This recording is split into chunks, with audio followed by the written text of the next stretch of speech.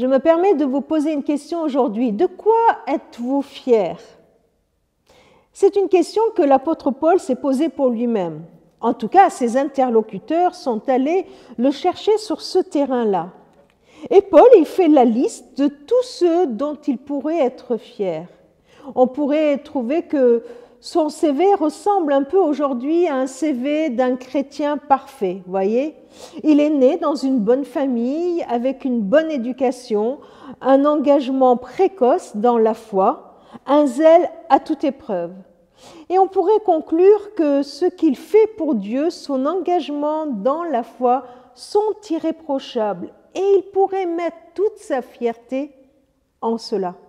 Il pourrait mettre toute sa fierté dans ses réussites personnelles, religieuses, professionnelles.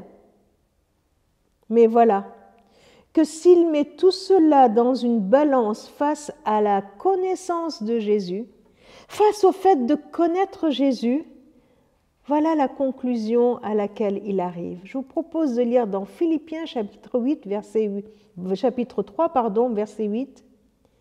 Et je considère même toute chose, tout son CV, comme une perte en comparaison de ce bien suprême, connaître Jésus-Christ mon Seigneur, pour qui je me suis privé de tout avantage personnel. Je considère tout cela comme des déchets afin de gagner le Christ.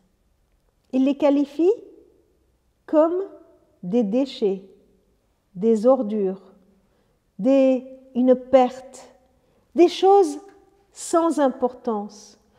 Toutes ces réussites de la vie, tout ce qu'il a pu faire ne sont rien à côté de la connaissance de Jésus. Connaître Jésus, être dans son intimité, c'est incomparable. Vivre dans l'intimité du Christ, vivre dans un cœur à cœur avec Jésus, connaître Jésus, qui il est, connaître son cœur, connaître ses pensées, connaître le Christ, c'est incomparable. Il n'y a rien qui soit aussi bon, aussi fort, aussi puissant que de connaître le Christ. Alors, si ce n'est pas le cas pour toi, si ce n'est pas le cas pour moi, est-ce que c'est parce que Paul exagère ou est-ce que peut-être que toi et moi, on ne connaît pas assez le Christ pour pouvoir affirmer que tout est considéré comme rien du tout à côté de la connaissance de Jésus? Alors, toi et moi, si on ne vit pas cela pleinement, viens et faisons ensemble nôtre la prière de Paul qui se trouve 2 versets plus loin, verset 10. Tout ce que je désire, c'est de connaître le Christ et la puissance de sa résurrection, d'avoir part à ses souffrances et d'être rendu à lui, semblable dans sa mort. Que ce soit notre prière, oui, tout ce que je désire, c'est de connaître le Christ et la puissance de sa résurrection. Amen.